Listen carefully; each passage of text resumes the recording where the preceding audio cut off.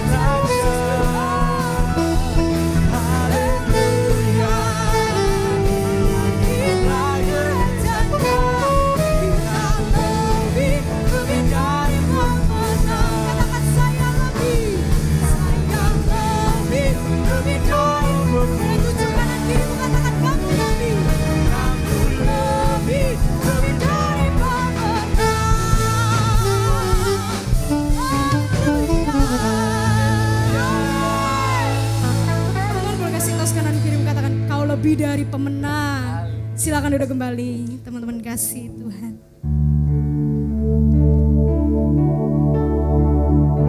Sebab kami percaya Tuhan, kami diciptakan untuk lebih dari pemenang. Sebab dari itulah Engkau kekuatan kami, Engkau perlindungan kami, Engkau kota benteng kami Tuhan. Hanya padamu Tuhan kami berseru, hanya padamu Tuhan kami berharap. Terima kasih Tuhan. Hanya Kau tempatku berlindung, hanya Kau laguku dan kekuatanku. Izinkanlah ku datang menyembah, membawa syukurku. Dengan segenap hatimu sama-sama katakan. Hanya Kau tempatku berlindung, hanya Kau Tuhan. Sebab Engkau kekuatan dan kota benteng setiap kami. Izinkanlah ku datang menyembah, membawa syukurku.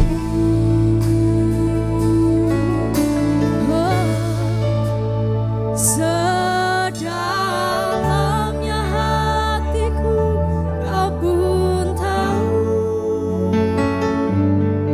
dan kasih-Mu tak jauh dalam jiwaku. Di dalam kesesakan, di dalam kemenangan, ku tahu Engkau selalu bersamaku.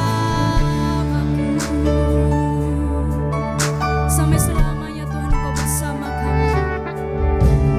Hanya Kau tempatku berlindung, oh Yesus. Hanya Kau laguku dan kekuatanku.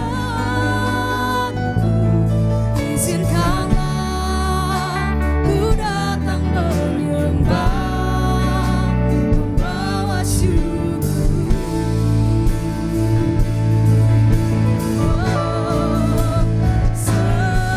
Sedalamnya hatiku Kau pun tahu, dan kasih-Mu tak jauh dalam jiwaku. Di dalam kesesakan, di dalam kemenangan, Engkau selalu bersamaku. Sedalamnya hatiku Kau yang tahu Tuhan. Sebab kasih-Mu hidup di dalam kami Tuhan. Di dalam kesesakan, di dalam kemenangan, Engkau selalu bersamaku. Sedalamnya hatiku Engkau yang tahu isi hati kami Tuhan. Engkau yang sanggup menguatkan setiap kami. Kasih-Mu yang menghidupkan setiap kami Tuhan.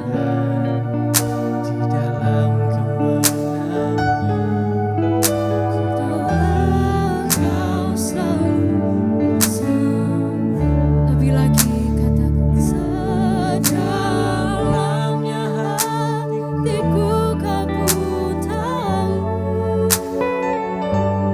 dan kasih-Mu tak jauh dalam jiwaku.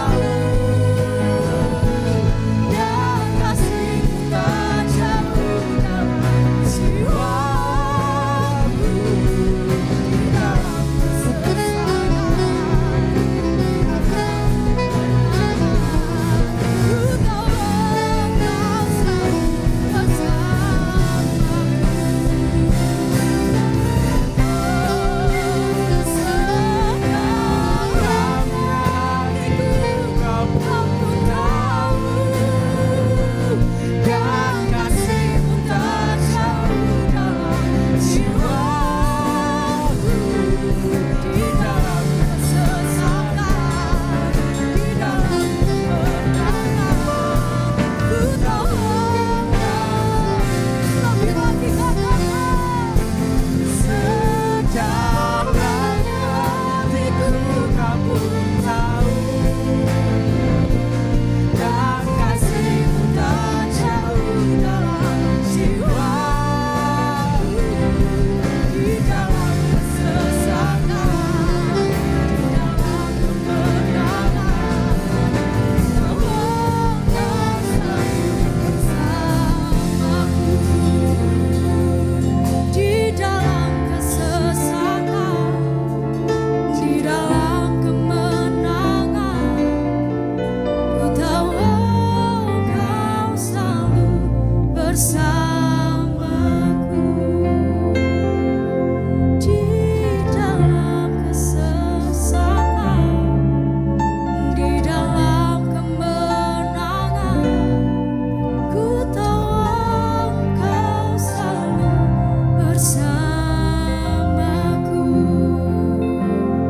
Di dalam kesesakan, di dalam kemenangan, ku tahu Engkau selalu bersamaku.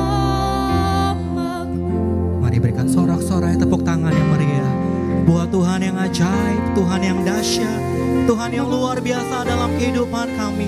Kami kagum akan Engkau Tuhan. Engkau Allah yang perkasa bagi setiap kami. Ku kagum, hormat akan Engkau. Ku kagum, hormat akan Engkau. Kau Allah yang layak dipuji. Ku kagum akan. Mari nyatakan kekagumanmu kepada Tuhan yang ajaib. Kagum, hormat akan Engkau.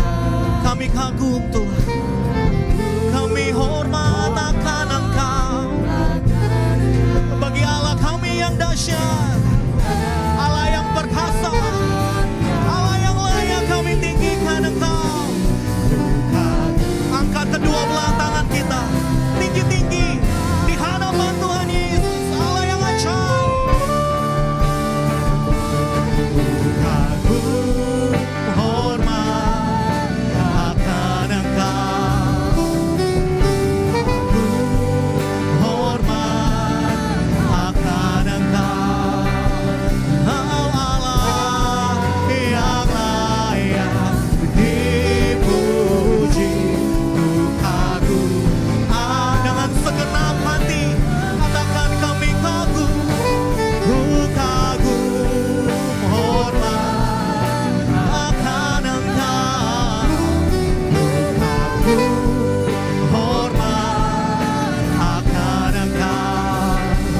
Kau Allah yang layak dipuji. Ku kagum akan. Mari jemaat sendiri nyatakan di hadapan Tuhan. Ku kagum, hormat katakan akan Engkau Tuhan.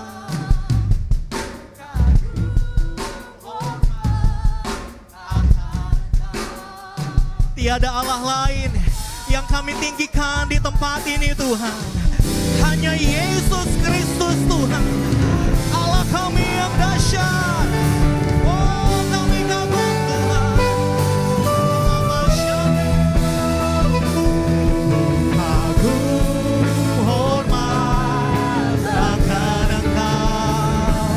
Ku kagum, hormat akan Engkau.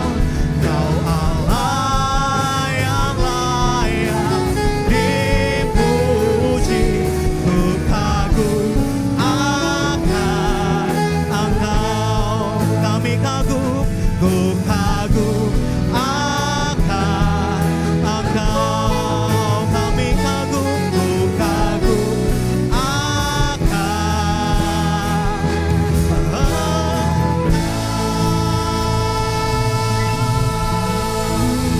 Tepuk tangan yang meriah buat Tuhan Yesus, Allah yang ajaib. Oh kami kagum akan Engkau Tuhan.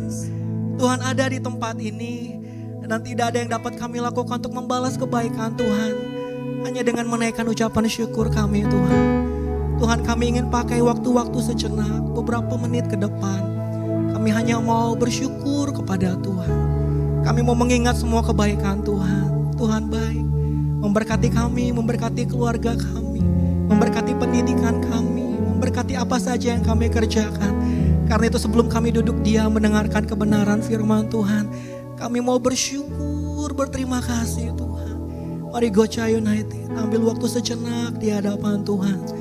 Mungkin engkau lupa bersyukur hari ini sama Tuhan. Mungkin situasi permasalahan membuat kamu lupa untuk berterima kasih. Mari sebelum kita menerima berkat dari Tuhan, naikkan ucapan syukur. Katakan, Tuhan engkau baik. Kami bersyukur Tuhan. Kami punya Allah yang baik seperti engkau. Kami bersyukur. Oh, kami bersyukur Tuhan. Engkau baik. Engkau Allah yang baik Tuhan. Dari dalam hati kami mau naikkan ucapan syukur kami Tuhan.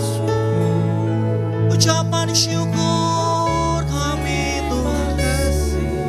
Bahwasanya untuk selamanya kasih setiamu Tuhan. Biarlah basyadana-naramu. Oh, ruangan ini dipenuhi dengan ucapan syukur. Biar hati kami dipenuhi dengan ucapan syukur. Sebab kami punya Tuhan yang baik. Kami punya Tuhan yang baik. Biarlah basyadana-naramu.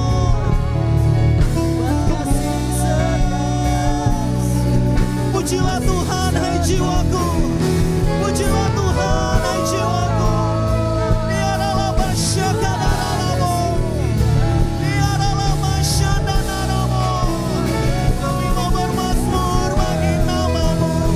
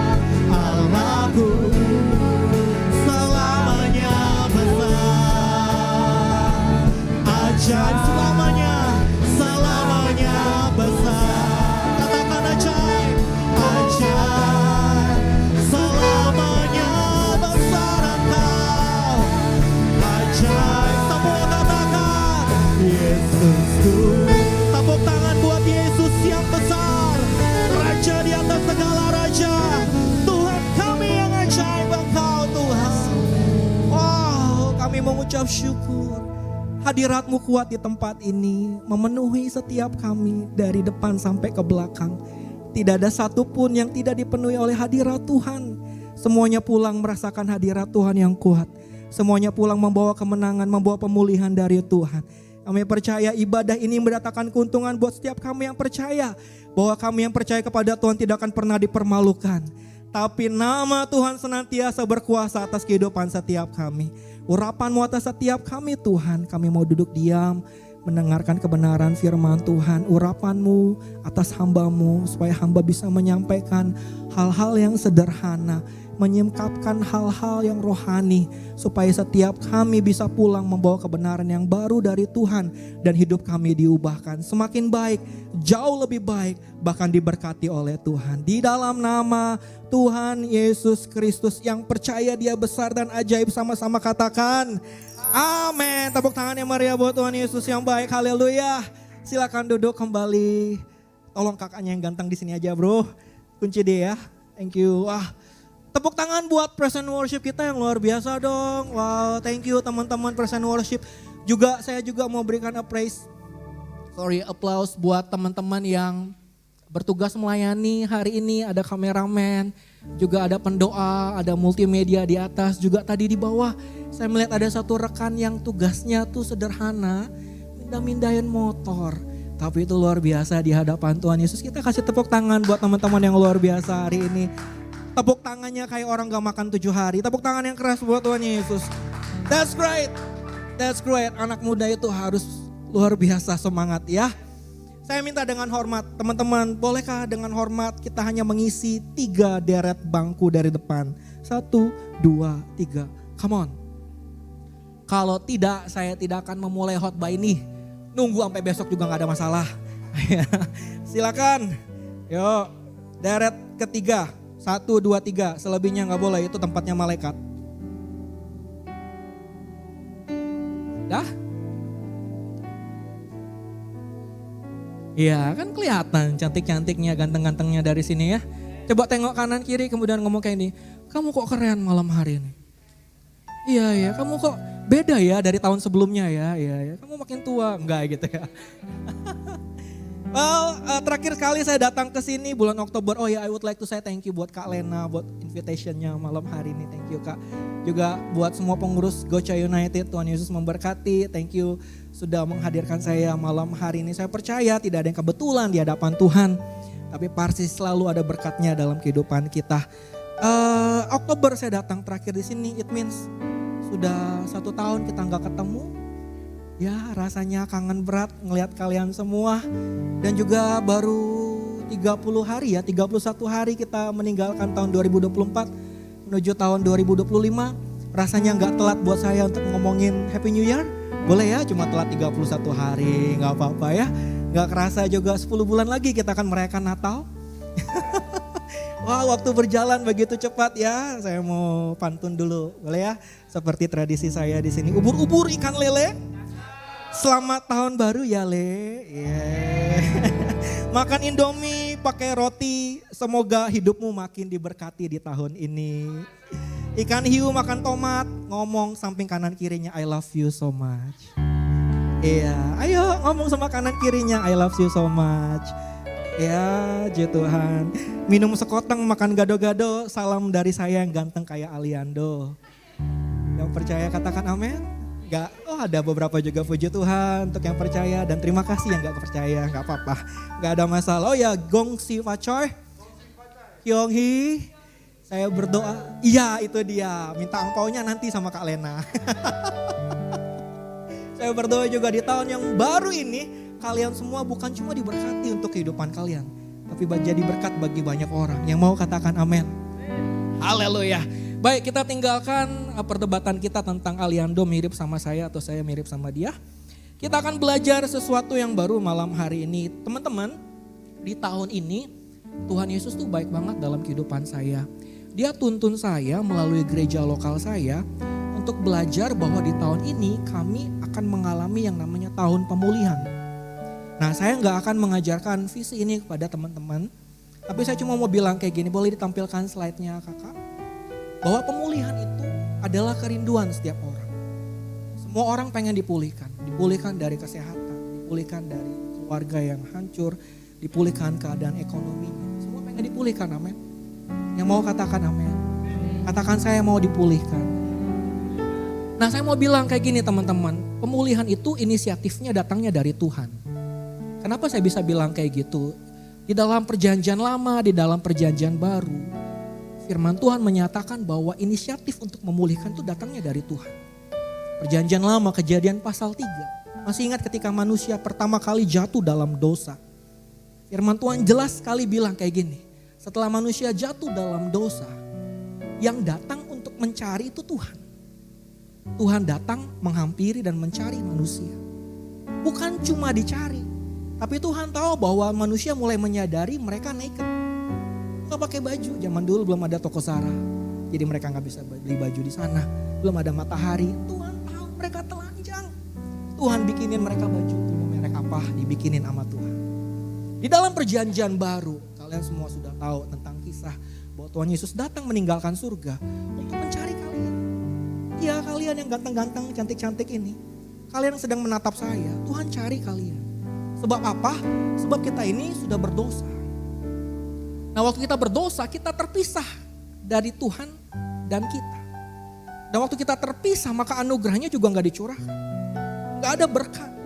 Makanya kalau ada orang berdoa sekian puluh tahun kepada Tuhan, tapi gak dijawab-jawab, kemungkinan dosa memisahkan dia dari jawaban doanya. Makanya Yesus datang untuk cari kalian. Jadi dalam perjanjian lama, perjanjian baru, inisiatif untuk pemulihan itu datangnya dari Tuhan. Nah waktu kita dipulihkan, Mazmur 126 katakan, keadaan kita seperti orang yang bermimpi. Karena kita pengen banget dipulihkan. Suatu kerinduan kita. Makanya waktu pemulihan terjadi kita kayak, wow, dipulihkan, wow amazing banget kayaknya. Tuhan tuh baik sampai kita bisa mencucurkan air mata. Nah teman-teman, malam hari ini kita mau belajar bahwa tidak ada sesuatu yang sedemikian rusak di dunia ini yang tidak bisa dipulihkan oleh Tuhan. Setuju, katakan amin. Saya ulang ya, tidak ada sesuatu di dunia ini yang saking rusaknya gak bisa dipulihkan oleh Tuhan. Kita mau belajar malam hari ini, ada seseorang yang sudah melakukan 5 hal yang menurut saya kejahatan yang dosanya tuh luar biasa. Bukan cuma dosa mencuri dari anak kecil atau membohongi mama papa, enggak. Tapi yang dia lakukan adalah yang pertama bersinah dengan istri orang lain. Yang kedua dia menipu orang. Yang ketiga yaitu membunuh orang. Yang keempat dia menghina firman Tuhan. Yang kelima dia menghina Tuhan. Can you imagine that? 1 aja ini udah berdosa banget, bersinah atau membunuh. Tapi 5-5-nya beliau lakukan sekaligus. Namanya adalah Daud. Mungkin kalian kaget, loh Daud kok bisa kak? Iya Daud. Saya mau kasih tahu, si Daud ini pernah 1 kali dalam hidupnya dia ngelakuin 5 hal ini.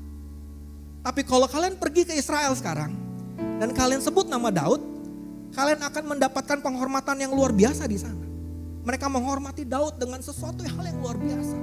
Bahkan Kristus sendiri sering mengakui di hadapan umum bahwa dia anak Daud.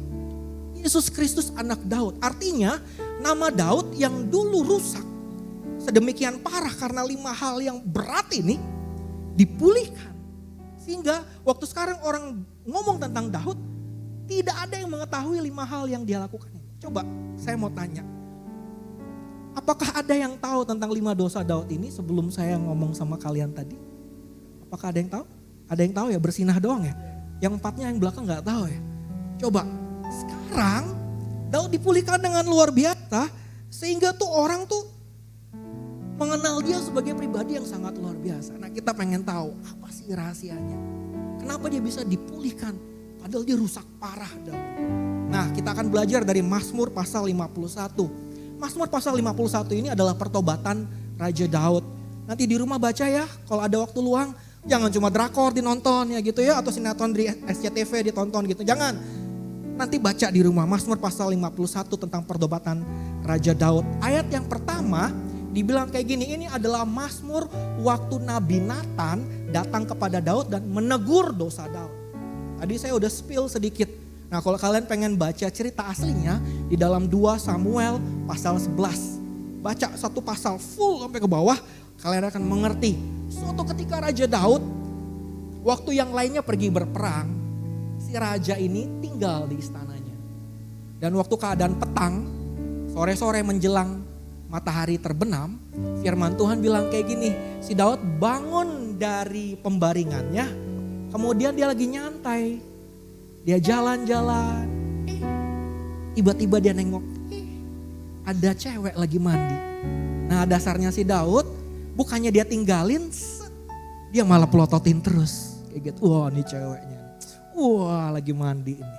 Akhirnya timbullah dosa. Makanya dosa itu timbul dari penglihatan. Saya mau bilang, jangan ngelihat yang enggak-enggak. Atau hidup kalian pasti jadi enggak-enggak. Ya, Daud itu ngelihat yang enggak-enggak. Akhirnya dia jatuh dalam dosa. Waktu dia panggil istri orang, dia bersetubuh dengan istri orang itu, namanya Batsheba. Lalu kemudian ketahuan bahwa dia sudah punya suami. Akhirnya Daud pikir kayak gini, ini orang cantik nih. Padahal si Daud ini udah punya istri. Juga udah punya selir. Dia tuh raja. Dia mau pilih semua wanita dimanapun yang belum punya suami bisa. Gak ada yang nolak. Kenapa harus wanita yang sudah bersuami? Dia menginginkan wanita yang sudah bersuami. Dia atur siasat supaya suaminya berperang di tempat di garis paling depan. Di garis dimana itu pasti mati. Dan ketahuan kejadiannya mati suaminya si Uria. Kasihan. Ditipu sama Daud. Lalu kemudian Uria mati, secara tidak langsung Daud membunuh Uria. Lalu kemudian hari-hari berjalan kayak normal. Batsheba kemudian meratapi kepergian suaminya. Selesai meratapnya, dia diambil sama Daud, dijadikan istri. Lalu kemudian Batsheba mengandung. Berjalan hari, seakan-akan orang gak tahu. Sampai di momen ketika Batsheba melahirkan. Muncullah Mazmur 51. Ketika tiba-tiba Tuhan itu datang kepada Nabi Nathan. Kemudian dia bisikan hal yang tidak diketahui, dosa yang tidak diketahui oleh manusia. Tuhan sampaikan kepada Nabi Nathan. Saya mau katakan jangan bangga kalau kalian berdosa, cuma kalian yang tahu. Kemudian kalian bilang gue ini hebat, gue bisa tutupin dosa gue. Gak ada yang tahu, papa mama gak ada yang tahu. Cuma gue yang tahu gue berdosa. Jangan bangga, satu ketika Tuhan akan menyingkapkan hal itu. Dan waktu kalian tidak mau bertobat sampai masa itu datang, malunya luar biasa. Seperti Daud. Dia kena malunya luar biasa. Tiba-tiba sekonyong-konyong. Mestinya waktu istrinya melahirkan kayak gitu ya. Kan dia seneng dong punya anak gitu ya. Nathan datang. Mazmur 51 ini terjadi. Nathan bilang, aku dengar dari Tuhan. Tas. Baca di dalam 2 Samuel pasal 12. Itu kata-katanya tajam minta ampun. Tajam setajam silet. Gitu ya. Waktu Daud dengar itu, apa responnya? Apa yang membuat dia namanya dipulihkan sampai sekarang? Kita belajar ya. Kalian excited gak sih? Excited dong ya. Ngomong sama kanan kirinya. Ayo excited dong. Iya excited ya. Ayo para orang berdosa excited ya. Saya bilang saya juga orang berdosa. Kita semua orang berdosa. Makanya kita kumpul di gereja. Sebab gereja itu adalah rumah sakit bagi orang berdosa. Ya, kalau orang kudus semua kita udah di surga. Ya, karena kita orang berdosa, kita belajar untuk jauh lebih baik. Ngomong sama kanan kirinya, kita belajar lebih baik. Ya dong, belajar lebih baik. Kakak minta ini gak akan berlangsung lama, cuma 4 poin ya. Paling cuma sampai jam 3 subuh besok ya. Boleh ya, aman ya, gak apa-apa ya. Kalau boleh gak ada yang pegang handphonenya kecuali untuk catat. Besok lah jangan. Ya, boleh ya, handphone semua taruh di kantong persembahan, gak apa-apa biar gereja senang. Haleluya. Ya udah handphone taruh di saku dong, ayo. Taruh di saku, udah, atau taruh di kursi boleh, nggak apa-apa. Dikasih mode ini loh, mode flight ini loh, kayak kakak ini loh, mode flight, mode pesawat, ya kan, mode pesawat. Ada orang kak, saya ngeliat Alkitab kok, tapi nggak dikasih mode flight. Akhirnya waktu Alkitab udah dibaca, tiba-tiba dia nonton drakor kayak gitu. Ya biasa, orang-orang kayak gitu yang deket neraka. Oke, handphonenya dimasukkan, sudah mode flight, sudah, ayo kita mulai. Slide selanjutnya. Waktu Daud mendengarkan hal itu, yang dia lakukan adalah dia pengakuan dosa. Semuanya ngomong pengakuan dosa. Yang keras, 1, 2, 3. Di dalam Mazmur 51 ayat 5. Sebab aku sendiri sadar akan pelanggaranku. Aku senantiasa bergumul dengan dosaku. Dia ngaku. Kalau kalian baca di dalam kisah aslinya 2 Samuel pasal 12. Waktu Nabi Nathan tuh ngomongnya pedes. Itu nabi, tapi yang dia omongin tetap raja. Men, raja tuh kekuasaannya absolut. Kalau raja bilang, gue potong leher lu, dipotong beneran, dipikir di prank. Enggak, dipotong beneran. Tapi waktu si Daud denger Nathan ngomong, dia menyampaikan firman Tuhan. Dia gak menempatkan dirinya sebagai raja. Dia tahu yang ngomong sama dia, itu pesan raja di atas segala raja. Dia taruh gengsinya, dia merendahkan diri di hadapan raja di atas segala raja. Bahkan waktu selesai Nathan ngomong itu semua, Daud gak kasih satupun alasan. Daud gak kasih satupun reason kenapa dia melakukan hal itu. Dia cuma bilang, ya saya berdosa. Kalau gak percaya baca nanti ayatnya. 2 Samuel pasal 12 di rumah. Raja aja waktu ditegur firman Tuhan, dia langsung bilang, ya saya berdosa. Kenapa kita manusia kalau ditegur firman Tuhan akan dosa kesalahan kita atau perbuatan kita yang tidak menyenangkan hati Tuhan, kita dengan segala macam alasan kita membenarkan perbuatan kita.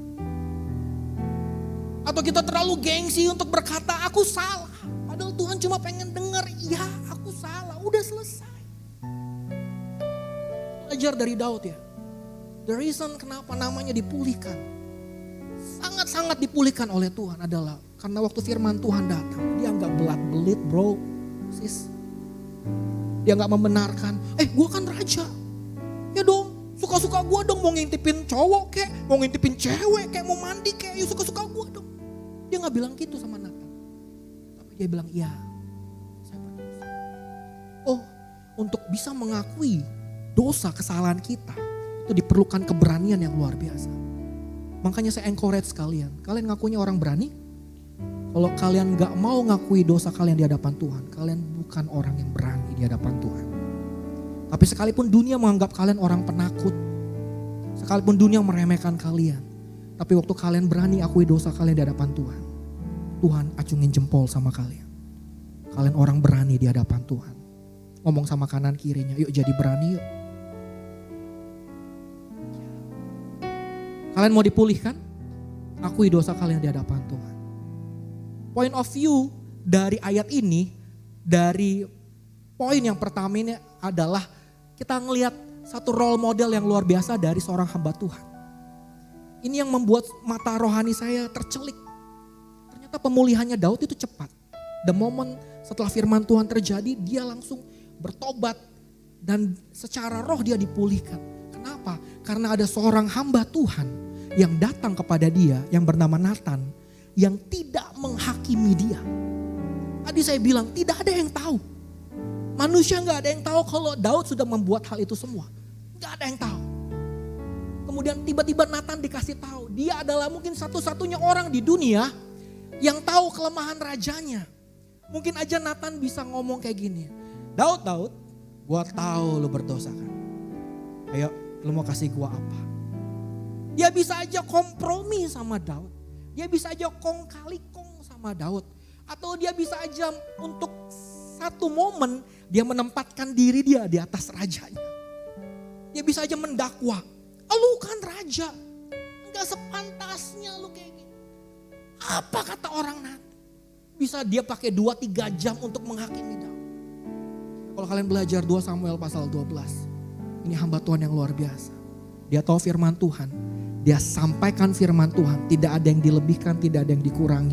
Lalu kemudian dia bimbing Daud. Dia tunggu respon Daud. Daud cuma bilang, ya saya berdosa. Habis itu apa yang Nathan katakan? Dosamu telah dilupakan oleh Tuhan. Engkau tidak akan mati. And after that, Nathan pulang ke rumahnya. Pulang. Ya, dia gak ungkit-ungkit lagi. Heran sama hamba-hamba Tuhan zaman now. Ini mimbar kan kudus ya. Bisa-bisanya ada hamba-hamba Tuhan yang sering ceritain orang curhat masalah sama dia, diceritain ke jemaat. Iya sih nggak ngomong nama, iya. Tapi kan orang waktu udah curhat sama lu kan orang itu put trust ke lu. Iya kan? Gue percaya sama lu makanya gue cerita sama lu. Kenapa lu ceritain ke jemaat? Pakai embel-embel, inilah caranya Tuhan memulihkan. Saya bilang hamba Tuhan model apa itu? Kalau kalian nanti besar, semuanya jadi hamba Tuhan pendeta. Ya, ada yang ke Eropa, ada yang ke Amerika, ada yang ke Afrika, Australia, Papua Barat, Manokwari, Zimbabwe dan sebagainya. Next time kalian jadi pendeta besar, ini mimbar bukan tempat untuk menceritakan kejelekan orang. Mau katakan amin? Bukan bagian kalian untuk menghakimi orang. Nathan role model yang luar biasa. Yang dia betul-betul menolong Daud.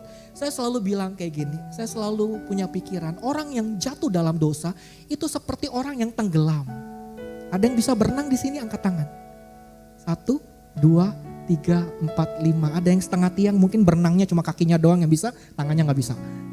Ada lagi? Oh banyak yang bisa berenang. Kalau gak bisa berenang, itu kalau pergi ke laut atau kolam renang, itu pasti derdek. Kenapa? Takut tenggelam. Nah kadang kalau ada orang tenggelam, ada 2 tipe manusia.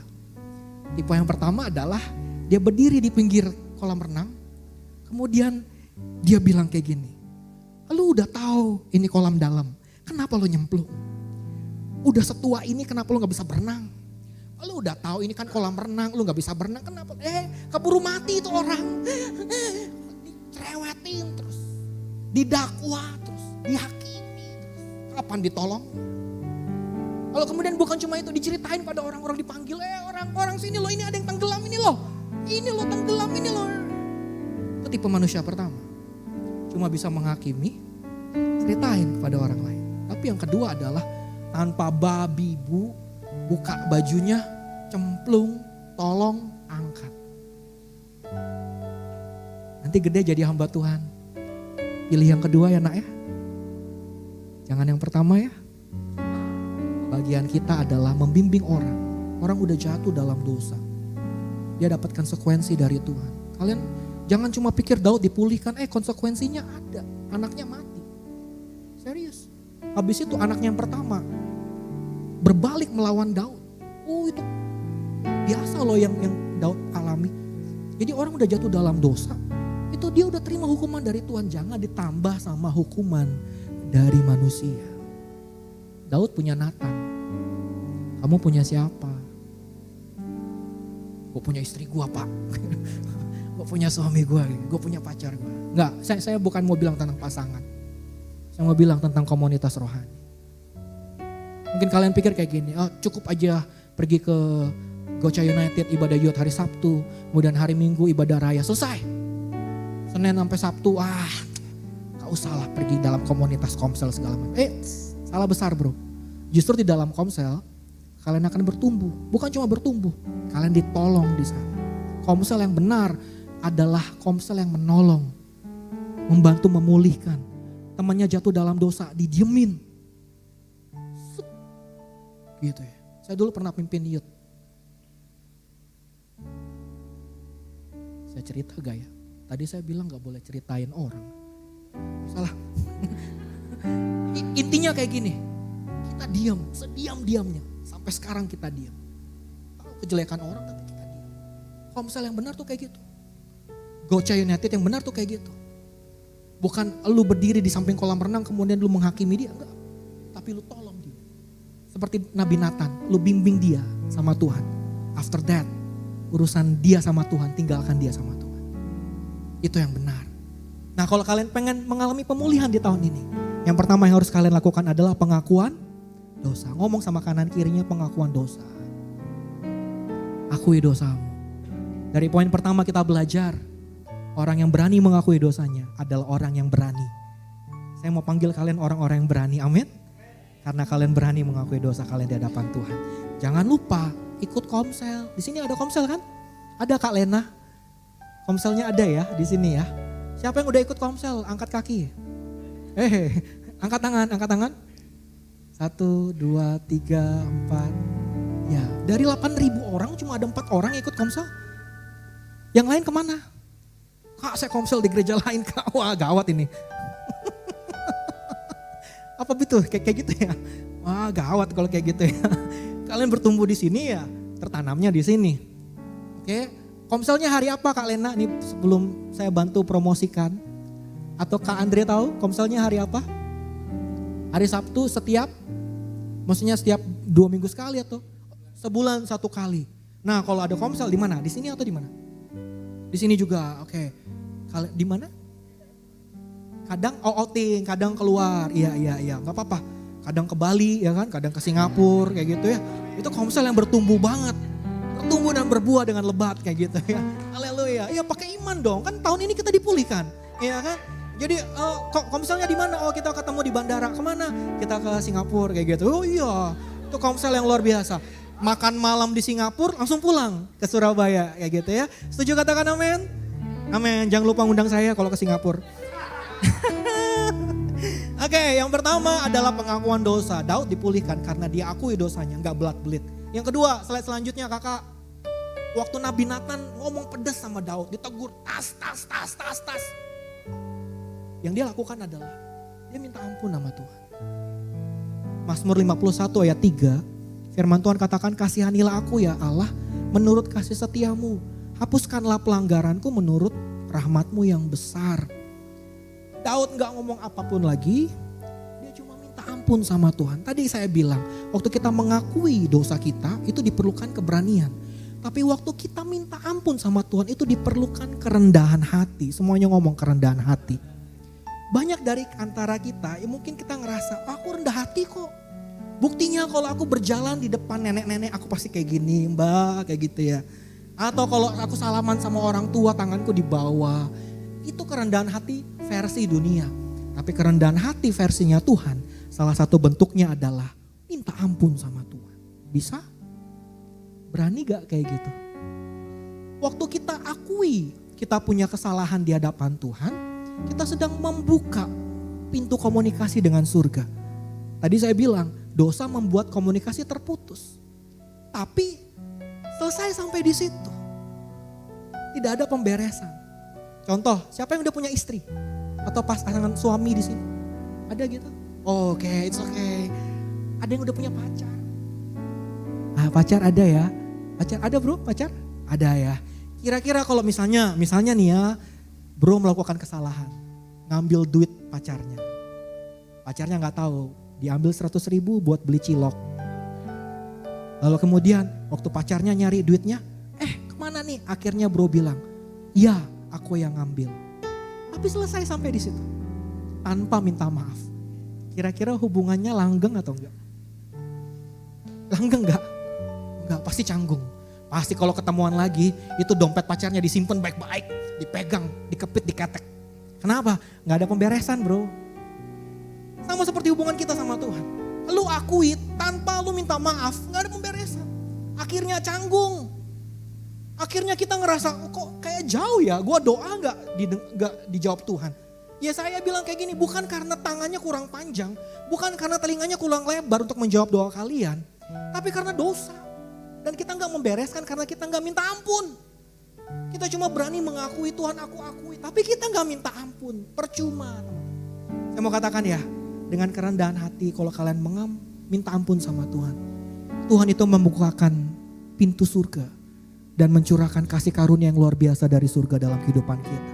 Buktinya, waktu Yesus mengampuni kita di atas kayu salib. Yesus juga menyelamatkan kalian dari dosa yang ujungnya maut. Mestinya kita ini mati. Kalian berdosa, mestinya mati. Tapi waktu pengampunan itu datang, kasih Tuhan mengangkat kita. Gak jadi mati. Mestinya masuk neraka. Tapi waktu pengampunan datang kita masuk surga. Mestinya kita ini hidup di dalam semua kelemahan karena dosa kita. Kelemahan tubuh, kelemahan ekonomi. Tapi waktu pengampunan itu datang, kita dipulihkan. Sehingga tidak lagi ada kelemahan tubuh yang sakit disembuhkan oleh bilur-bilur Yesus. Ekonomi kita yang dulu morat mari dipulihkan menjadi berkat. Diberkati berlimpah sehingga jadi berkat bagi banyak orang. Jadi saya mau katakan waktu kalian berani rendah hati. Minta maaf kepada Tuhan. Saya pastikan Tuhan mencurahkan berkatnya yang luar biasa. Dan pemulihan terjadi dalam kehidupan kalian. Yang mau katakan amin. Ngomong sama kanan kirinya, minta ampun sama Tuhan. Saya kasih kalian sebuah tips ya. Sebelum tidur, jangan cuma main Candy Crush. sampai ngantuk gitu. Atau cuma ngeliat Facebook, ngeliatin ini AC Milan menang atau enggak kayak gitu ya. TikTok, ya. Ada gitu yang ngeliatin handphonenya sampai tidur, ada pasti ada nih. Saya ngeliat dari wajah-wajahnya nih ya, bentuk-bentuknya bentuk handphone semua wajahnya kayak gitu ya. Ini pasti ada yang tidur sambil ngeliatin handphone sampai tertidur lelap. Saya mau kasih tips ya. Teman-teman, please sebelum kalian tidur, sebelum kalian tutup mata, berdoa sama Tuhan, minta ampun. Semuanya ngomong minta ampun. Minta maaf, semuanya ngomong minta maaf sama Tuhan. Kenapa saya kasih tips kayak gitu? Karena waktu kalian tidur, kalian tidak tahu apakah kalian bangun besok pagi atau enggak. Ada gitu yang bisa menjamin kalian tidur malam ini besok pagi pasti bangun? Ada? Enggak ada. Selevel presiden, selevel artis, orang yang terkaya sekalipun gak bisa menjamin waktu dia tidur besoknya pasti bangun. Karena itu kalau kita gak tahu besok pagi kita bangun atau enggak, bereskan sebelum kita tidur malamnya. Minta ampun sama Tuhan. Kalian gak tahu besok pagi mungkin buka mata sudah di Firdaus. Ya kalau kalian minta ampun. Tapi kalau kalian lupa minta ampun, tiba-tiba panas ya. AC gue kan mah, perasaan ada pasang AC kok mati. Buka mata set, api sekeliling. Ya di Hades. Itu udah satu step lagi ke neraka kayak gitu ya. Hati-hati teman-teman. Ngomong sama kanan kirinya, tampar pipinya kayak gitu. Pelan-pelan. Sebelum tidur minta maaf sama Tuhan. Ya, tampar pipinya orang lain aja. Jangan pipi sendiri ya. Kalau kita tampar pipi sendiri pasti pelan gitu ya. Udah? Ya, ingetin kepada papa mama, ingetin kepada pasangan kalian. Sebelum tidur berdoa minta ampun sama Tuhan. Orang yang berani minta ampun itu adalah orang yang rendah hati. Saya akan memanggil kalian orang yang rendah hati di tempat ini. Setuju katakan amin? Yang mau katakan amin. Yang kedua, kita minta ampun sama Tuhan. Yang ketiga, waktu Daud mendengar teguran dari Nabi Nathan, yang dia lakukan adalah responnya, dia bilang, aku ingin untuk dibersihkan. Di ayat yang keempat, Daud katakan, bersihkanlah aku seluruhnya dari kesalahanku, tahirkanlah aku dari dosaku. Dengan kata lain, Daud rela untuk dimurnikan, dibersihkan, dikuduskan seluruhnya. Dan Daud rela, dia sendiri yang minta hal ini. Teman-teman, yang namanya dimurnikan, itu luar biasa sakit loh. Sakitnya minta ampun. Saya berikan sebuah contoh, emas. Emas itu ada berbagai level ya. Bukan Mas Bambang, Mas Joko, emas itu loh, logam mulia itu loh ya. Orang dunia pasti tertarik sama emas, apalagi yang ciwi-ciwi ya gitu ya, wanita-wanita ini, wah pasti tertarik sama. Kamu juga ya bro ya, pasti doyan emas juga enggak? Enggak ya, oke. Kirain kamu juga doyan emas gitu ya, enggak ya. Oke, emas itu ya, ada yang namanya level tertinggi emas murni, level 99,99%. Kalian tahu apa yang harus dilalui sebelum dia menjadi emas yang murni itu? Emas itu harus dibakar dengan panas mencapai 1200 derajat Celcius. 1200 derajat Celcius. Kalau kalian mungkin gak tahu sepanas apa sih itu. Saya berikan pembanding ya. Siapa yang suka makan Indomie? Kalau bikin Indomie kita harus bikin airnya mendidih dulu sebelum kita cemplungin itu mie-nya. Oke ya. Ada tim yang gak cemplungin mie-nya ke air? Ya. Ada, kalau saya juga kayak gitu, mie-nya saya taruh di piring, airnya saya didihkan, nanti disiram kayak mie, ya kayak mie siram kayak gitu ya. Tapi itu nggak baik, nggak boleh. Itu jahat buat kesehatan, nggak boleh sering-sering ya, sekali 2 kali seminggu nggak apa-apa. Gitu. Tapi jangan sering-sering, oke ya. Air untuk bikin Indomie itu harus mendidih. Nah mendidihnya itu panasnya 100 derajat Celcius. Tadi emas berapa? 1200 derajat Celcius. Itu 12 kali lipat. Suatu saat saya lagi bikin Indomie. Secara gak sengaja tangan saya terlalu dekat ke air yang mendidih. Pancinya aja gak saya cemplungin loh. Terlalu dekat, saya pengen tuangin telur, saya mau tuangin, terlalu dekat. Waktu saya udah mendekati, saya sudah di atas panci itu. Langsung tiba-tiba saya tarik tangan saya. Secara refleks. Kenapa? Panas bro. Panas. Itu levelnya baru 100 derajat Celcius. Emas tadi berapa? 1200 derajat Celcius. 12 kali lipat. Itu kalau emas makhluk hidup ya. Dia pasti teriak-teriak. Sakit. Panas. Tapi kalau dia nggak lalui. dia nggak bisa jadi emas murni. Daud tahu pemurnian itu sakit. Dia rela. Dia justru sendiri yang minta pada Tuhan. Tolong aku dimurnikan. Nah, apa bedanya orang yang rela dimurnikan dengan orang yang ogah-ogahan dimurnikan? Orang yang rela dimurnikan ketika pemurnian datang, dia mendapatkan semangat yang baru. Dia justru tidak semakin terkulai, tapi dia semakin kuat. Orang yang ogah-ogahan untuk menghadapi pemurnian, justru waktu penderitaan datang, sakit itu mulai dia rasakan. Semangatnya mulai pudar, semangatnya patah. Demikianlah firman Tuhan digenapi. Semangat yang patah mengeringkan tulang. Dia udah gak tahan, akhirnya kekuatannya mulai lemah. Waktu kita lemah, kita udah gak berdaya menghadapi pemurnian. Tapi waktu kita rela, kita bilang sama Tuhan, Tuhan aku rela dimurnikan. Tuhan pasti kasih kekuatan yang baru. Sakit memang, tapi Tuhan akan bilang, nak memang sakit, tapi aku ada bersama dengan kamu. Aku menyertai kamu, aku gak tinggalin kamu, aku pegang tangan kamu. Waktu kalian teriak-teriak, Tuhan panas, Tuhan sakit. Waktu dosa itu mulai dimunculkan, waktu kita itu mulai diekspos.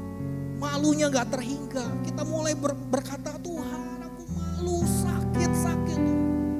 Tuhan ada bersama dengan kamu. Dia peluk kamu. Dan dia kasih kekuatan yang baru. Itulah bedanya orang yang rela sama yang gak rela. Satu kali dalam kehidupan kita pasti akan mengalami siklus pemurnian. Karena itu, milikilah hati seperti Daud. Dia rela dimurnikan. Waktu kita rela, Tuhan kasih kekuatan yang baru. Tuhan pulihkan kehidupan kita. Setuju, katakan amin. Yang terakhir, nah orang Kristen paling suka kalau pendetanya udah bilang poin terakhir. Waktu teguran itu datang dalam kehidupan Daud. Slide selanjutnya kakak. Yang Daud lakukan adalah pertama tadi dia akui dosanya. Kedua dia minta ampun. Ketiga dia rela dimurnikan. Yang terakhir dia minta pembaharuan hati. Di ayat yang ke-12, jadikanlah hatiku tahir ya Allah. Perbaharuilah batinku dengan roh yang teguh. Jadi Daud gak cuma minta dimurnikan, tapi dia minta hati yang baru. Teman-teman, hati itu adalah sumber kehidupan. Hati yang tercemar itu akan terlihat di dalam perkataan kita. Kalau hatimu tercemar, perkataanmu pasti tercemar. Kalau hatimu tercemar, perbuatanmu pasti tercemar. Kalau hatimu udah tercemar, kasihmu kepada Tuhan pasti tercemar. Kelihatan kok. Sebaliknya, kalau hatinya gak tercemar, perkataannya akan perkataan yang kudus. Perkataan yang baik-baik saja. Kalau hatinya gak tercemar, perbuatannya juga perbuatan yang baik-baik saja. Daud tahu momen itu hatinya udah tercemar. Karena itu dia tidak mencapai level dimurnikan saja. Dia minta Tuhan, kasih aku hati yang baru. Supaya aku tidak mengulangi kesalahanku yang lama. Kalian pernah kenal orang yang jatuh bangun dalam dosa? 2 tahun lalu nyolong motor.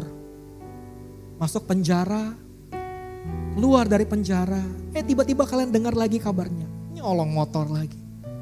Padahal waktu dia nyolong motor pertama, waktu dia masuk pengadilan, dihukum segala macam, dia ngomong sama orang tuanya, aku minta maaf, aku bertobat, aku gak lakuin lagi kesalahan ini.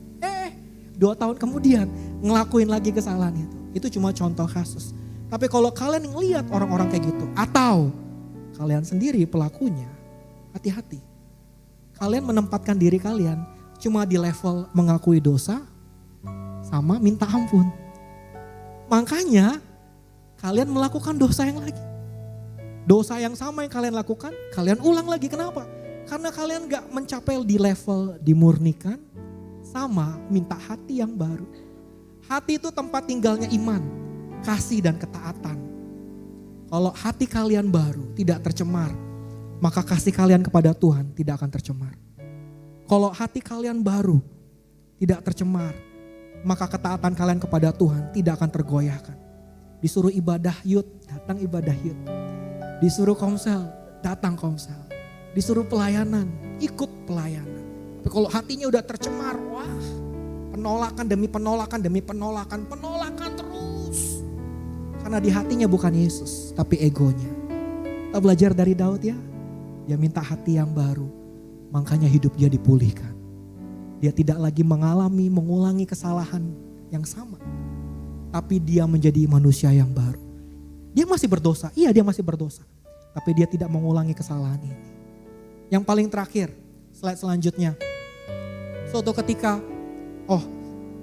kesimpulan dari apa yang kita pelajari hari ini. Teman-teman, kita belajar sama-sama, kita omongin ini yuk. 1, 2, 3, pemulihan akan terjadi bila kita mengaku dosa, kita memohon ampun, kita memiliki keinginan untuk dibersihkan. Dan kita memperbarui hati. Satu kali lagi dengan suara keras boleh? 1, 2, 3.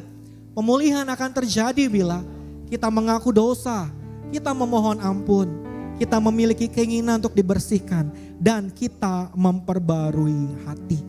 Jadi kalau Tuhan menegur kalian dengan firman Tuhan, jangan pernah bilang Tuhan tuh jahat. Tuhan ingin mempermalukan aku. Enggak. Slide paling terakhir. Berapa hari yang lalu saya berdoa.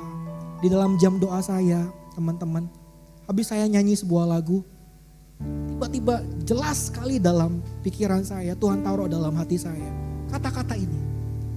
Cepet-cepet selesai saya doa, bukan doanya yang saya cepet-cepetin ya, saya masih nyembah Tuhan. Selesai itu saya langsung naik ke atas, saya ketik-ketik di komputer. Dan ini pesan Tuhan buat kita semua di tahun ini.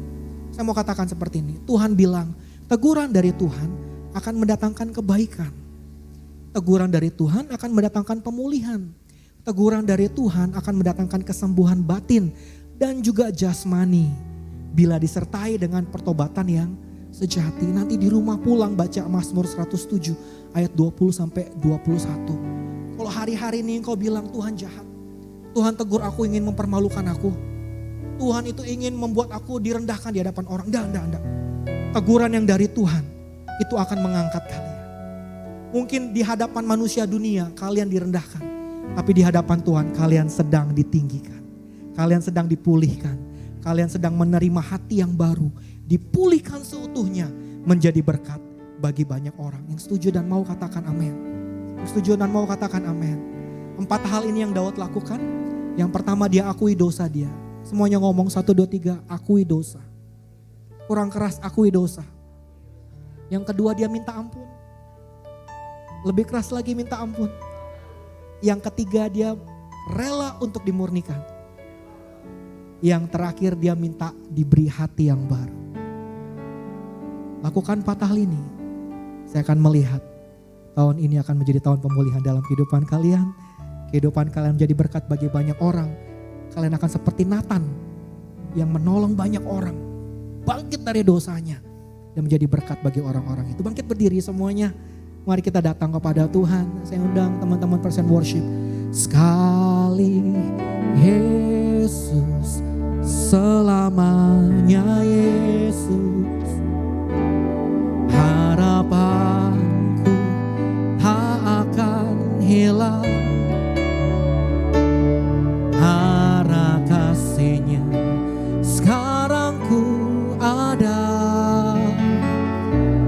Oh Yesusku, ku cinta Kau selamanya. Sekali Yesus, sekali Yesus, selamanya Yesus. Harapanku tak akan hilang karena kasih-Nya sekarang ku ada. Sebab itu kami cinta Kau untuk selamanya dalam hidup kami.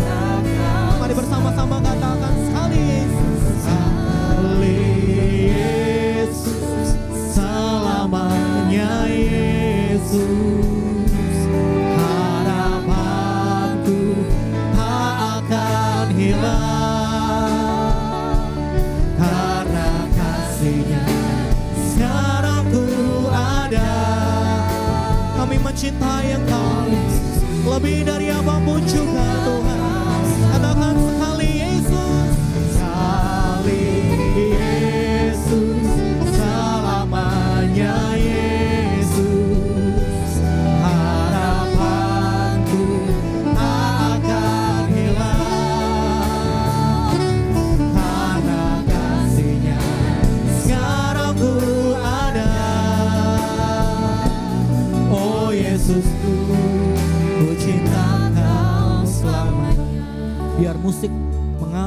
dengan lembut.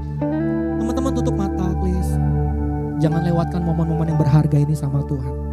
Yang saya tahu ada Tuhan Yesus di tempat ini. Dan Tuhan yang sama yang memulihkan Daud, dia sanggup memulihkan kalian. Saya gak tahu kesalahan apa yang kalian udah buat. Tapi waktu kita belajar Daud menyembunyikan sebuah kesalahan berbulan-bulan lamanya. Tidak ada yang tahu. Tapi satu ketika teguran datang dari Tuhan. Dan waktu itu terjadi, dia minta ampun, dia akui dosanya. Dia minta dimurnikan, dia minta hati yang baru. Malam hari ini, teman-teman, dengan segala kerendahan hati, maukah kalian datang kepada Tuhan seperti Daud? Mungkin ada kesalahan tersembunyi yang orang gak tahu. Cuma kalian dan Tuhan yang tahu. Kalau itu ada dalam kehidupan kalian, saya ajak kalian semua ambil waktu di hadapan Tuhan. Mari kita akui dosa kita di hadapan Tuhan. Bersama-sama, tidak ada yang menghakimi. Tuhan itu kasih, penyayang. Untuk kalian mengaku dosa kalian, Dia adalah Allah yang setia dan adil. Mari akui kesalahan kalian. Masing-masing berdoa sama Tuhan. Masing-masing berdoa sama Tuhan. Oh ralabashana. Daralabashana. Kami akui dosa kami. Tidak ada yang tersembunyi di hadapan Tuhan. Kami akui dosa kami Tuhan. Oh ralabashiki diaralabash. Raralabashana. Masih dengan menutup mata. Kalau kalian sudah mengakui dosa kalian, minta ampun di hadapan Tuhan. Minta ampun di hadapan Tuhan. Katakan dalam hati, Tuhan, aku minta ampun. Aku minta ampun. Semua dosa kesalahan yang aku lakukan, aku minta ampun. Orang lain gak tahu, tapi hari ini aku akui di hadapan Tuhan. Dan aku minta ampun. Minta ampun, minta ampun di hadapan Tuhan. Mari ambil waktu sejenak, minta ampun di hadapan Tuhan.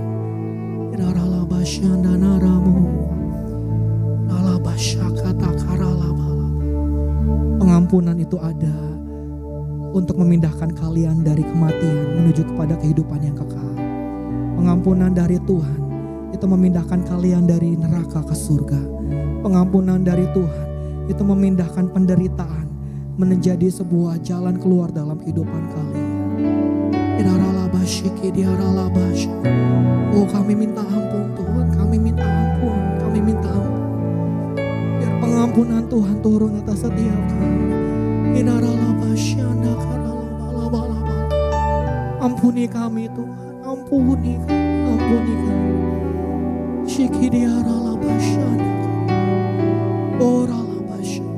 Setelah ini saya akan berdoa. Saya akan berdoa kepada Tuhan supaya kita rela untuk dimurnikan. Dan saya akan berdoa supaya kita mendapatkan hati yang baru. Tidak lagi tercemar akan dosa. Tapi hati yang baru di mana Tuhan menjadi Raja dalam hati kita. Kalau kalian mau, angkat tangan kanan kalian tinggi-tinggi di hadapan Tuhan. Tetap tutup mata, tidak ada yang melihat kanan kiri. Tinggi-tinggi di hadapan Tuhan. Tinggi-tinggi di hadapan Tuhan. Dengan kerendahan hati kami mengangkat tangan kami Tuhan. Tanda kami butuh Tuhan Yesus. Sendiri kami gagal Tuhan. Tapi bersama dengan Tuhan kami tahu kami bisa melalui proses pemurnian dengan baik. Sesakit apapun Tuhan, kami percaya Tuhan ada bersama dengan kami. Tuhan sanggup memulihkan setiap kami. Mungkin dunia berkata kami orang yang lemah, tapi kami percaya kami dikuatkan karena Tuhan Yesus bersama dengan kami. Kami diberikan hati yang baru. Kami tidak akan melakukan dosa yang sama Tuhan. Kami bertobat dari semua kesalahan dan pelanggaran kami. Malam hari ini kami menjadi manusia yang baru di hadapan Tuhan Yesus. Dan hidup kami dipulihkan. Kami menjadi ciptaan-ciptaan Tuhan yang baru. Sekali Yesus, selamanya Yesus bagi setiap kami. Terima kasih Tuhan Yesus. Berkati Gocha United Tuhan. Anugerah Tuhan atas setiap kami. Setiap orang yang datang malam hari diberkati oleh Tuhan. Kami berdoa, hamba berdoa dalam nama Yesus. Kemurahan Tuhan tercurah. Setiap dari kami pulang membawa urapan Tuhan. Membawa hadirat Tuhan yang kuat. Kami berdoa buat Gocha United. Biar Gocha United menjadi wadahnya Tuhan. Untuk menjangkau banyak jiwa anak-anak muda. Untuk hormat kemuliaan nama Tuhan. Memberkati gereja kami tidak blessing Tuhan. dari tempat ini penuaian akan terjadi. Dari tempat ini kami akan melihat pemulihan itu terjadi atas kota kami. Dari tempat ini kami akan melihat jemaat yang ada. Kami akan melihat hidupnya dipulihkan oleh Tuhan. Hidupnya menjadi berkat bagi banyak orang. Terima kasih Bapak. Memberkati Bapak dan Ibu Gembala, keluarga Gembala, memberkati Kak Lena, memberkati juga youth pastor, youth leader. Kami semua diberkati, para pelayan Tuhan, ikat kami dengan tali kasih-Mu. Tidak ada satupun dari antara kami yang melayani dengan tercerai-berai, berselisih, selisih paham. Kami tolak semuanya dalam nama Tuhan Yesus. Dan kami melayani dalam kesatuan hati. Karena kami percaya dalam kesatuan hati ada urapan Tuhan. Dan urapan itu yang akan memberkati pelayanan kami. Kami mengucap syukur firman Tuhan yang ditabur tidak akan kembali dengan sia-sia. Tapi bertumbuh, berbuah, menjadikan kami orang-orang yang berkemenangan. Di dalam nama Tuhan Yesus. Yang percaya diberkati Tuhan. Sama-sama katakan amin. Tepuk tangan yang meriah buat Tuhan Yesus. Silakan duduk teman-teman dikasih Tuhan. Sama-sama kita persiapkan untuk persembahan. Sama-sama kita awali dengan berdoa. Sungguh kami mengucap syukur dan berterima kasih Tuhan. Kami bangga mempunyai Allah seperti Engkau. Kami mau Tuhan mengakui dosa kami di hadapan-Mu. Kami mau dimurnikan Tuhan, kami mau diperbarui hati setiap kami Bapa. Pimpin dan tuntun setiap kami yang mau Tuhan. Ajari setiap kami, setiap hari ajari kami ya Bapa. Terima kasih Tuhan, tiba saatnya kami akan memberikan yang terbaik. Berkati tangan-tangan yang akan memberikan, kami mau memberikan dengan sukacita. Hanya di dalam nama Tuhan Yesus, haleluya, amin. Persembahan boleh dijalankan, kami segenap pengurus dan generasi di tempat ini mengucapkan terima kasih banyak untuk Kak Yandi. Tuhan Yesus memberkati, firman yang sangat memberkati dan menguatkan setiap kami. Untuk pengumuman, di hari Rabu kita ada PAW ya teman-teman, jadi gak hanya untuk umum, youth bisa datang dan gabung sama-sama kita menyembah dan menyenangkan hati Tuhan. Hari Kamis ada menara doa, hari Sabtu minggu depan masih ada juga ibadah di tempat ini, sama-sama hadir juga ya teman-teman. Ajak teman, pacar, tetangga, semuanya diajak untuk meramaikan dan menyenangkan hati Tuhan bersama-sama, amin. Haleluya. Jangan lupa besok minggu ada ibadah di tempat ini, ibadah 2 kali, 7:30 dan jam 10. Dan kita kedatangan teman baru nih teman-teman. Boleh angkat tangan, yang pertama kali hadir. Boleh dong teman-teman bangkit berdiri, keluar dari tempat duduknya, boleh kasih salam, welcome home. Kevin boleh bangkit berdiri ya. Wow, minggu depan datang lagi, ibadah lagi di tempat ini. Kita mau berkomunitas di sini, saling menguatkan. Haleluya.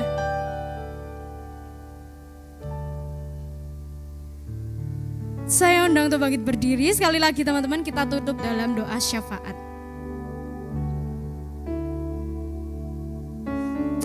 Haleluya. Sama-sama kita bangkit berdiri tutup dengan doa syafaat.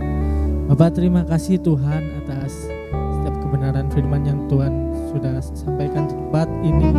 Kami percaya bahwa firman itu boleh membawa perubahan dalam kehidupan kami dan boleh membawa pemulihan dalam kehidupan kami Tuhan.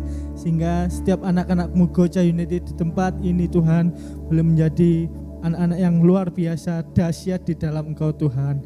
Hamba juga memberkati Kak Yandi Bapak yang telah menyampaikan isi hati Tuhan yang sudah Tuhan pilih, Tuhan utus, Tuhan urapi, pakai hamba-Mu lebih lagi dahsyat lagi untuk kemuliaan nama-Mu Bapak.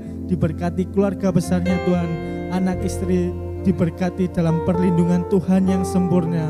Pakai hamba-Mu dalam hal yang sederhana untuk menjadi yang luar biasa, memulihkan banyak generasi Tuhan. Terima kasih ya Bapak, kami serahkan kehidupannya di dalam tangan-Mu Tuhan. Kami juga berdoa Tuhan untuk setiap generasi tempat ini Bapak. Kami percaya Tuhan setiap kami Tuhan boleh mengalami tahun pemulihan Tuhan, tahun akselerasi Tuhan. Biarlah percepatan itu terjadi atas kehidupan kami Tuhan. Kami percaya Tuhan, kami juga berdoa untuk setiap generasi di tempat ini Tuhan. Biar mereka yang sekolah, sedang kuliah Tuhan, yang bekerja bekerja, Tuhan memberkati ya Bapa. Kami juga serahkan semuanya Tuhan ke dalam tangan kasih kuasa-Mu Tuhan. Memberkati juga Om Ferry Tuhan selaku youth pastor di tempat ini Tuhan. Tambahkan hikmat pewahyuan yang baru Tuhan. Urapi terus hamba-Mu Tuhan agar membawa setiap kami Tuhan, setiap generasi tempat ini menuju destiny yang sudah Tuhan tetapkan dalam kehidupan kami ya Bapa. Kami juga serahkan gereja kami Tuhan ke dalam tangan-Mu ya Bapa. GBI tidak blessing. Kami percaya blessing itu ada atas gereja ini untuk membawa pemulihan berkat bagi setiap jemaat yang hadir di tempat ini Tuhan. Sehingga setiap jemaat yang hadir di tempat ini boleh tertanam, bertumbuh dan berbuah dan mengalami perjumpaan dengan Engkau secara pribadi ya Bapa. Kami serahkan juga Tuhan, berdoa buat Bapak Gembala, Bapak Daniel Verdi Tunggal. Tuhan juga memberikan roh takut akan Tuhan, pewahyuan, urapan yang baru dari Tuhan, sehingga dapat mengembalakan setiap domba yang dipercayakan di tempat ini menuju destiny-nya dalam Tuhan. Terima kasih ya Bapa. Kami juga serahkan kota kami, kota Surabaya ke dalam tangan-Mu Tuhan. Terima kasih Tuhan atas para pemimpin yang sudah Tuhan berikan. Kami percaya ada pemulihan, restoration atas kota kami, kota Surabaya Tuhan. Revival itu terjadi atas kota kami. Banyak jiwa-jiwa generasi muda yang dimenangkan atas kota Surabaya, sehingga kota Surabaya memuliakan nama Tuhan. Terima kasih ya Bapa. Kami yang melihat kebangkitan rohani itu terjadi atas kota kami Tuhan. Terima kasih setiap berkat dari segi udara Tuhan, perekonomian yang baik Tuhan, sehingga keadaan kota kami sampai hari ini aman, nyaman, tentram. Itu semua karena kasih anugerah Tuhan.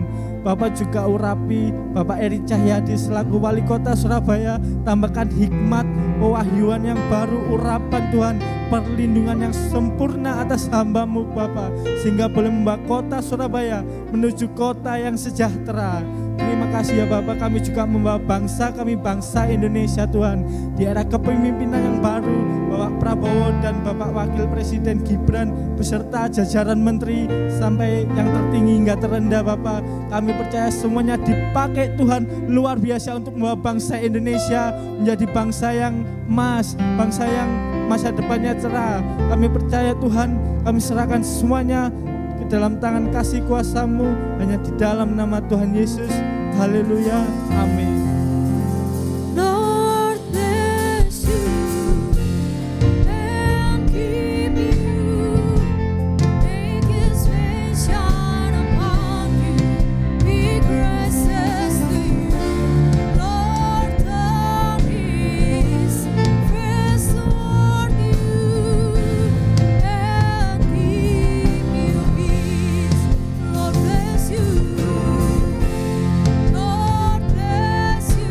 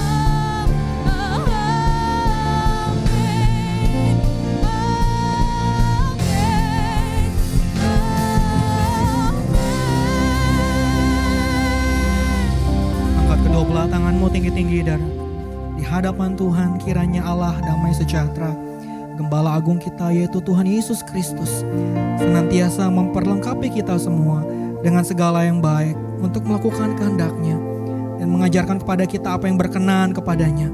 Pulanglah membawa berkat yang melimpah dari Allah Bapa, cinta kasih dari Tuhan Yesus Kristus, serta persekutuan yang manis dengan Roh Kudus menjadi bagian dalam kehidupan kita semua.